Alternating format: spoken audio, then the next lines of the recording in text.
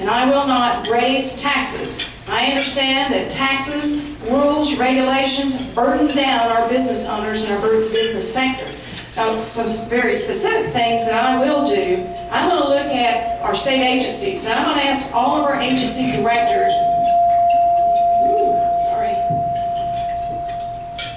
sorry, we don't know which one it is. I'm going to ask all of our agency directors to look at their core mission, to ask if their core mission is still relevant today. Is there a way of doing it better? Can we use better technology? Can we combine some of our government services? I know I've talked to some business owners that have told me they had to go to 3 different places to get a business permit.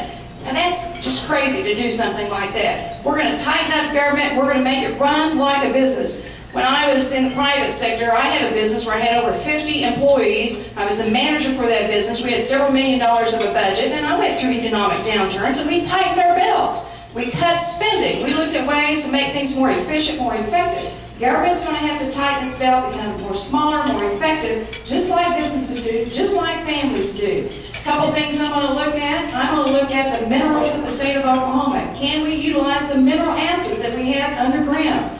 Can we look at our property in our state of Oklahoma that is unproductive? Looking at things like state lodges, which I did when I was chairman of the Tourism Commission, to privatize, bring some public-private partnerships into state government. And of course, I'm going to focus on jobs, the economy, doing everything I can to be the best business recruiter and chief possible for the state of Oklahoma, making Oklahoma more pro-business, reforming workers' comp, reforming tort reform, creating a better educated workforce for the state of Oklahoma, so we become the state that business wants to come and do business and families want to live. Very specifically, I will not propose tax increases of any kind. And I go back to my policies that I implemented back in 2005, the Taxpayer Bill of Rights. It is spending. The state legislature is spending too much of your money.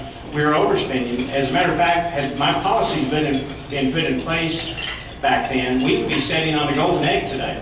We would not have the draconian budget cuts.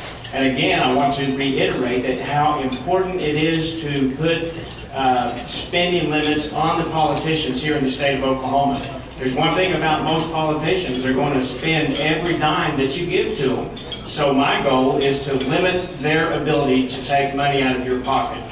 I believe that if we're going to improve the economy, it's going to have to be done by creating more jobs. You know, I've spent 30 years building my businesses in the state of Oklahoma. And that is a mindset that I think we desperately need, a skill set that we desperately need in the governor's office. Someone who has spent 30 years in the business world that understands truly, not just writing payroll checks, but having to put your money and your life and your business on the line, creating the jobs that create wealth. Government does not create wealth. Government and politicians create roadblocks to that wealth. And I have a very simple philosophy when it comes to job creation. You tax less what you want more of. You want more jobs coming to the state of Oklahoma? I do, folks. Then let's stop taxing jobs. Do we truly want investment moving into this state? Absolutely. So let's stop taxing capital and investment. Let's break down the barriers that prevents businesses from moving. My policies will revolve around smaller government, individual liberty, the expansion of freedom, and job creation using free market principles.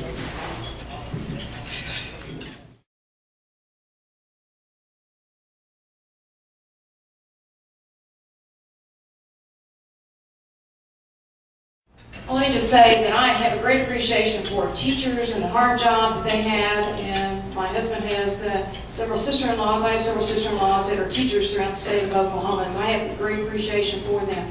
You know, studies have shown that the single most important factor in student achievement is the quality of the teacher. Quality teachers make a difference in our schools and the type of education that our students receive. And that is why I'm very proud that our Oklahoma legislature has passed pay for performance for our teachers. And it's going to be up to the governor, our next governor, to do everything that we can to implement a good pay for performance system in the state of Oklahoma so that we reward good teachers and frankly we get rid of bad teachers that aren't doing the job. I'm going to hold teachers accountable. I'm going to hold superintendents accountable, principals accountable. We're going to report how schools are doing in the state of Oklahoma.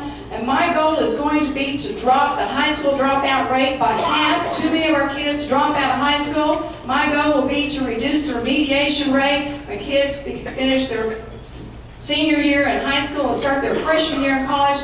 It's 39% right now. We're going to reduce that in half. We have to make improvements in education. It's critical for job recruitment, critical for our children's future, and it's critical for the future of the state of Oklahoma. And let me just say, I'm very proud that we have charter schools in Oklahoma. I'm going to do everything I can to form better charter schools in our state. We have some great examples with Harding Charter School, with KIPP schools in the state. We have great expectation programs for at-risk students in our state.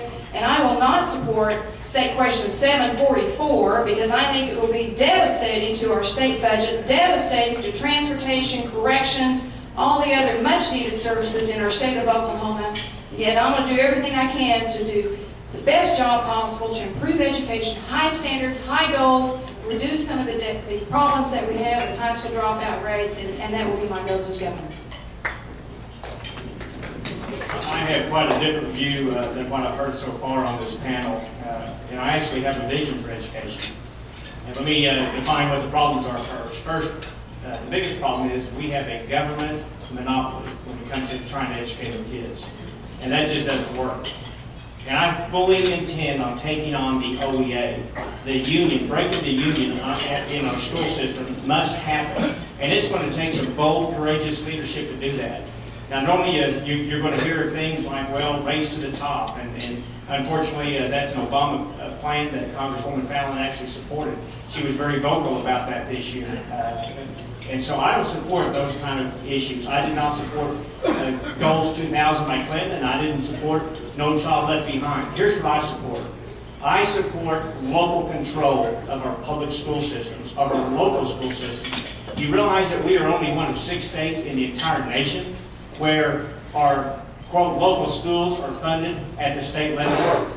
We don't have local schools in the state of Oklahoma. We have government monopolized education system. I want to transfer the funding to the local control. Put the moms and dads back in control of their kids' education.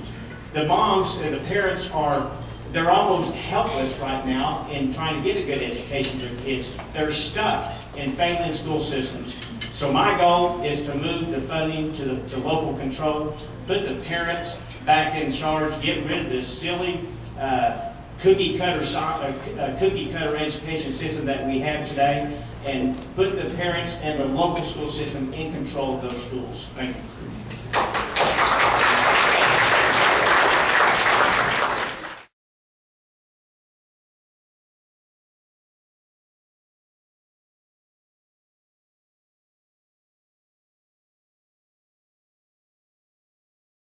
Let me just say, I'll do everything I can as governor to protect the state of Oklahoma against federal intrusion, to stand up for our Constitution, stand up for our state's rights, just as I have in Congress. I'm a member of the Sovereignty Congress in Washington, D.C., and I'm also a co-author of a resolution to assert our 10th Amendment rights as a state. I know very well the challenges that we have from our federal government. I know very well the overreaching arch that Washington, D.C. has tried to insert themselves into the business sector, into our private lives, into rules and regulations, into higher taxes, into debt, and deficit spending. I've been there, I've seen it, I've fought the battles against that, and that is why one of the things I've done is I have signed on as a member of Congress on an amicus brief to sue the federal government over the unconstitutionality of President Obama's health care bill that will put trillions of dollars of taxes upon our states, unfunded mandates upon the state of Oklahoma that can bankrupt our state budget, and also what I believe to be just unconstitutional, a violation of our state's rights. We also have big problems with the EPA and how it's interfering in our oil and gas sector and some of the rules and regulations that the EPA director is trying to push down upon the states. We've seen abridges to our freedom of speech through hate crimes that I voted against, that I fought against on those particular issues. And I know that we have tremendous challenges ahead of us as a state with the federal government and the things that President Obama and Speaker Pelosi are doing. I'll give you another example. It has been rumored in Washington, D.C. that President Obama may do amnesty for illegal immigrants. go around the will of the people. He has already challenged Arizona